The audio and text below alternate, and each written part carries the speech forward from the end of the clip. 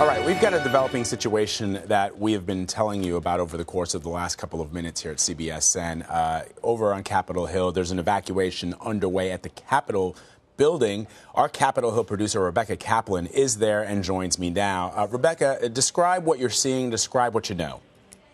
Hi, Vlad. So I am standing on the corner of New Jersey and C Street Southeast, just down the street from the Cannon House office building, which is the building that was evacuated, as you said, about 20 minutes ago. And it's one of the buildings where members have their offices and staff work as well. But as of now, members are out of town. They actually left town at the end of September to go home and campaign for the midterm election. So what you have is a lot of staff who are being evacuated from that building. Now, police don't seem too tense. They're still keeping the area around the building clear, but we saw fire trucks come, and they have since departed the area. My colleague, Bo Erickson, reported that that staffers he saw told him alarms were going off, and they were told to leave the building. So right now, we are just waiting to see when this situation wraps up.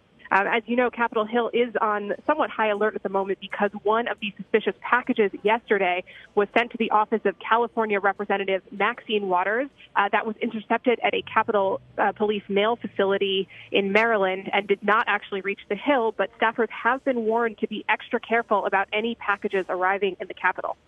And what kind of a police presence are you seeing now? I know I was following your Twitter feed, and you at one point tweeted out that you saw some of the fire trucks leaving, but are you still seeing a large police presence? There's still a fairly large number of police. Bear in mind, though, that Capitol Hill has a large police presence on any given day because of what they do up here. There are a fair number of police still around, still preventing some traffic from moving through past the Cannon building. But, they're talking to each other. It seems like they are waiting around for this to be officially over just as much as reporters are at the moment. And have they or anyone at this point given you or the press any indication as to what, other than the alarm sounding, what the alarm was sounding in response to? No, we haven't heard anything official to verify what the alarm was in response to, whether this was just a simple fire alarm that someone might have accidentally pulled or intentionally pulled, hoping for an evacuation. But we don't know exactly yet what triggered this alarm. And Rebecca, I know, everybody knows that Washington, D.C. is one of the most visited American cities. And there's, at any given point in time, even when members of Congress are not there, visitors to the Capitol, people who are touring that historic building. What are you seeing in terms of just tourists and people in the area? Sure. There does not appear to be a huge tourist presence where I am right now, but I'm also about a block from the metro entrance where a lot of them would have come up to access the building. This is a slightly lower visited time of year.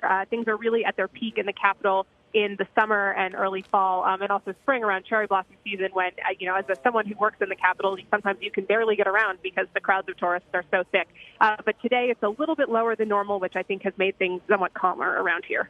Yeah, okay. Rebecca Kaplan, our CBS News Capitol Hill producer, thank you so much.